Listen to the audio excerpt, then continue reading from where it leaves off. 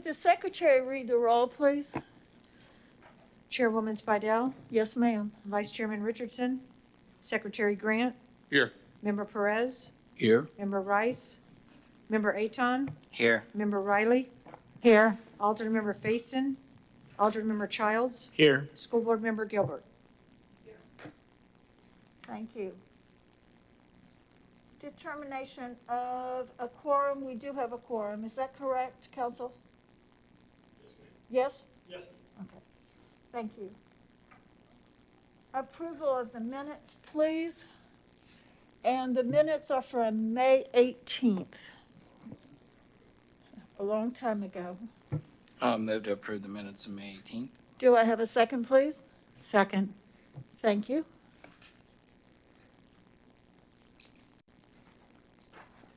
All those in favor say aye. Aye.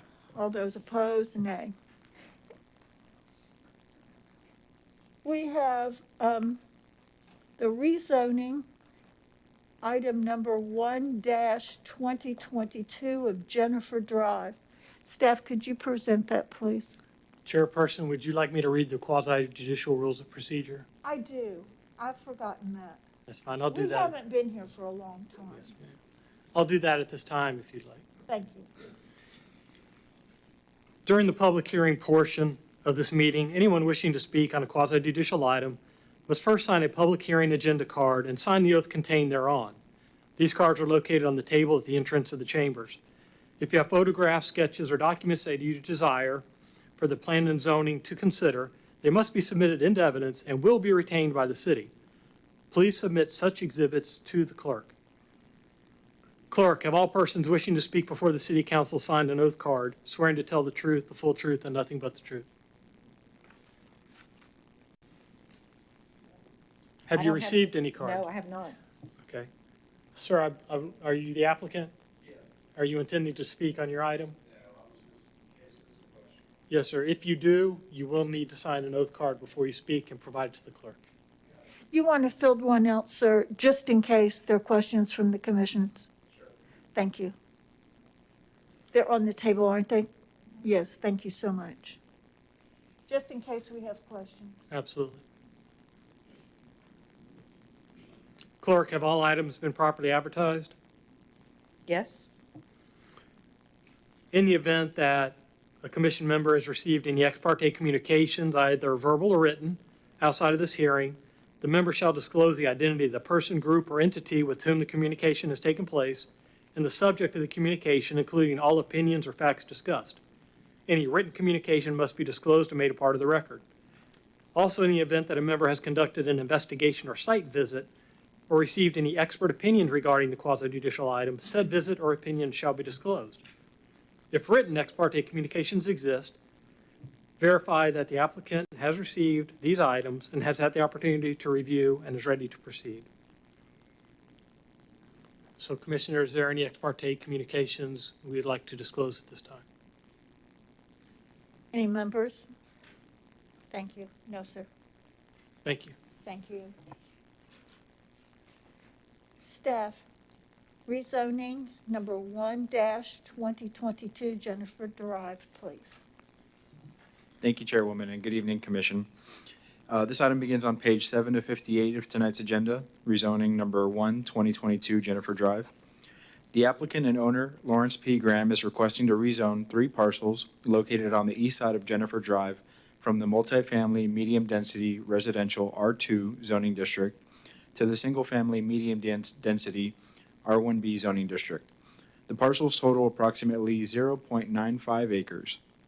The rezoning is requested to allow construction of 2 detached single-family homes.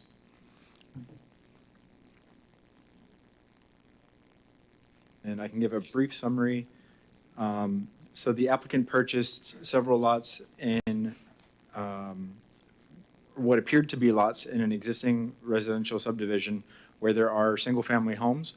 The zoning on the property is R2, which the city's code used to allow patio homes, which are technically a single-family detached structure with a 0 lot line.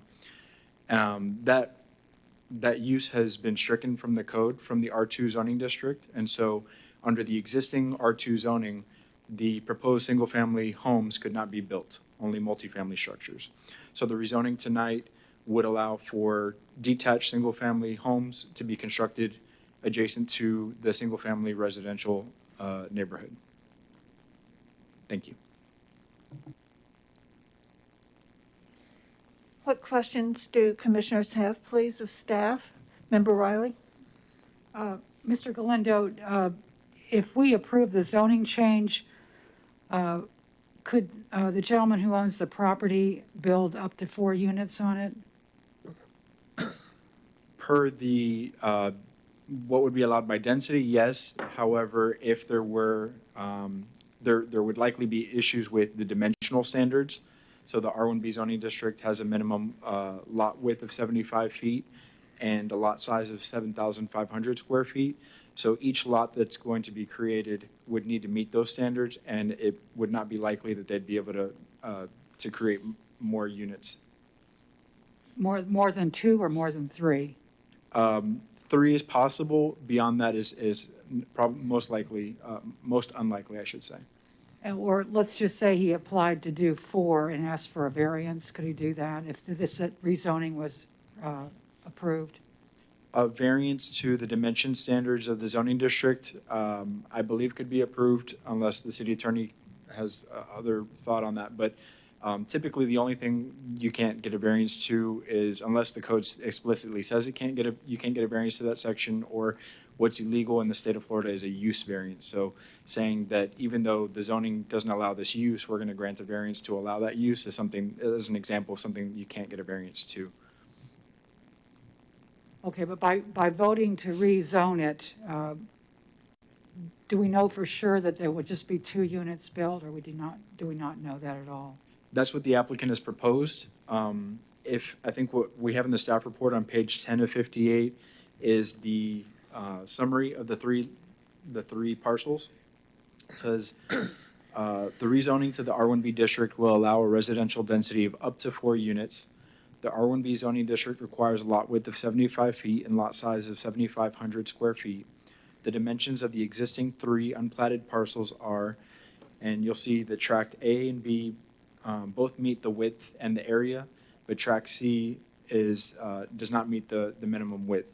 However, there are some provisions in the code where the building official can make minor adjustments to the lot width, and so it's possible that there could be a third single-family home. Member Childs? Yeah, do we have any background on why patio homes were removed from R2 zoning? Do you know at all? Good question. I don't think so. Because I mean, that seems weird if it, I guess is there something special about a patio home that's not like others, I guess? I guess what's a patio home consist of? So a patio home it's a detached single-family home having one side setback of 0. And so like a 0 lot line home, I believe that the code. Oh, so it's like next to each other, but not. Not always. Real close. The definition of it is that it should have one side have a 0 setback, yes. Okay. And so the idea is that they are on smaller lots. And so the density is greater than you would have on a single-family home that has setbacks on all sides. At some point in the city's history, the city council decided that patio homes was not appropriate in a multifamily zoning district, and so that was removed, but I don't have additional information that would help. Okay, but there were other homes in this area that were built like that before, and that's Correct. why. Okay, all right, thanks. Member Anton? Just so I'm reading this right, we're actually reducing the density of the property. R1B versus R2 is less dense than the current zoning, right? That is correct.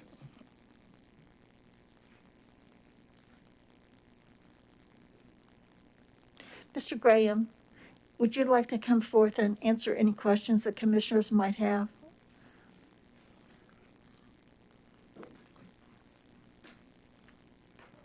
If you could state your name and your address, please.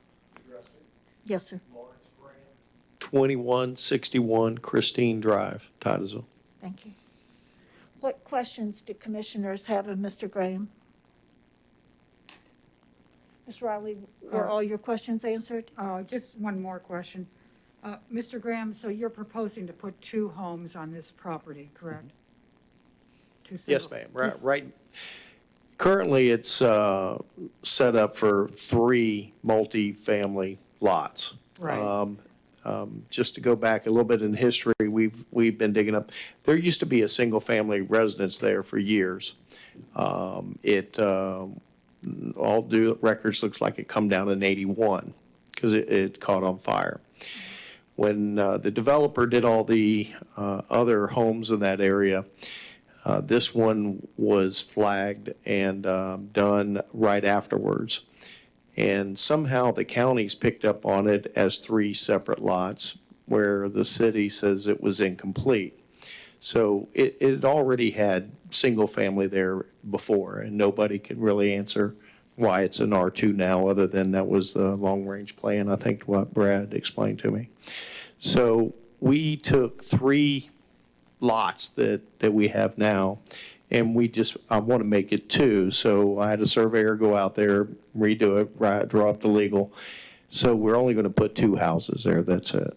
It's just prettier, it matches the balance of the neighborhood. They all seem to be, for the most part, a little bit bigger lots, so it just made sense. Or how did you divide them? I know, we see here the diagram of the 3, but how did you make them? They're basically almost split into 2. I don't know if Brad is part of this, but I submitted that surveys, those 2 surveys as well. Okay, I guess I didn't see the surveys on here, but, so they're approximately the same width? then? Yeah, they're right at about close to a ½ acre apiece, I believe, just underneath. One has a little bit of a irregularity to it, and I think we just slid it over just a touch. So they're just going to have even a bigger side yard, but it kind of conforms to how the rest of the neighborhood is that Max did many years ago. And if this rezoning is approved, how sure are you of building the 2 homes? Well, I've got to put sewer and water on them because I didn't realize they didn't have them. We've submitted for that, and they issued the permit, but they did ask me to hold tight until we get this done. Both of the lots are more or less sold via handshake. I had bought them for my kids years ago, and they have other things that they do now. So I met a young family that wanted one. He's been waiting patiently for this, and I got another gentleman that asked me and shook my hand. I said, well, when I get it done, you can have it. Okay, thank you. You're welcome. So, Ms. Riley, on page 10, tract A, B, and C kind of tells you the square feet of each lot. Is that correct, Steph? On page 10? Page 10. Yeah, okay. Member Anton? I think the page 10 is the current lot layout, and then I found 31 and 33 are the submitted of the new Oh, okay, thank you. subdivided. Okay, thank you. Eddie, don't, when I say something and I'm wrong, tell me I'm wrong, okay? That's what Joe does, okay? Thank you, okay. Commissioners, are there any further questions of Mr. Graham?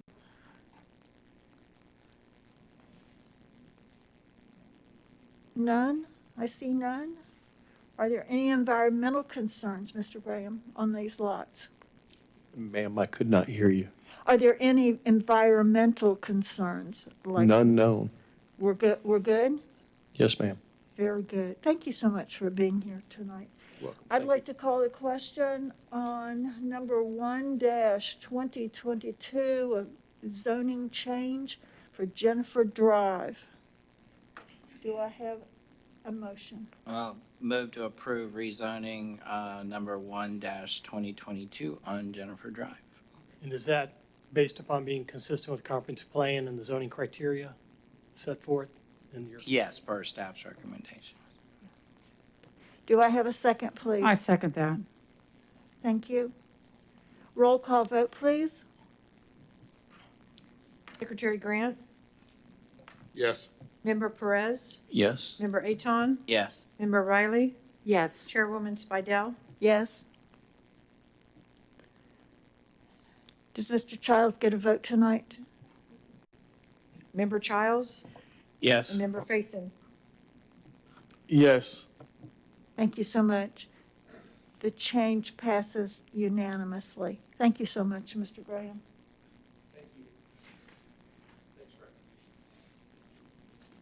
Item 9B, Planning and Zoning Semi-Annual Report. Staff, do we have to do anything? So this item begins on page 37, and the only action would be to vote to approve transmitting this to City Council. Do I have a motion, please, on this item? Do I have a motion on this item, please? Oh, yes. Member Grant? Oh, yeah, I'm sorry. That's okay. Yeah, I'll make a motion to approve, send this to the council for approval. Okay, that's the semi-annual report from Yeah. Planning and Zoning to Yes, ma'am. council. Do I have a second, please? Second. Thank you. Beat you, Tom. Member Perez, did you have a question? Okay, thank you. Thank you. Roll call vote, please. Secretary Grant, Yes. Member Riley, Yes. Member Faison, Yes. Member Childs, Yes. Member Perez, Yes. Member Aton, Yes. Chairwoman Spidel. Yes. Passes unanimously. Thank you very much.